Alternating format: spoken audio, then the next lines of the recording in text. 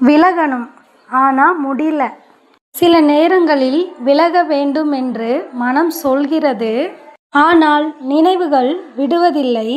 நம்மளை காயப்படுத்தியவர்களிடமிருந்தும், நம்மை மதிக்காத உறவுகளிடமிருந்தும், நம்மை மறந்தவர்களிடமிருந்தும் விலக வேண்டும் என்று தெரிந்தும் அன்பு தடுத்து விடுகிறது. ஆனால் ஒரு உண்மை, உன்னை இழக்க தயங்காத ஒருவரை நீ பிடித்து கொண்டிருப்பதுதான் உன்னை அதிகமாக காயப்படுத்தும்.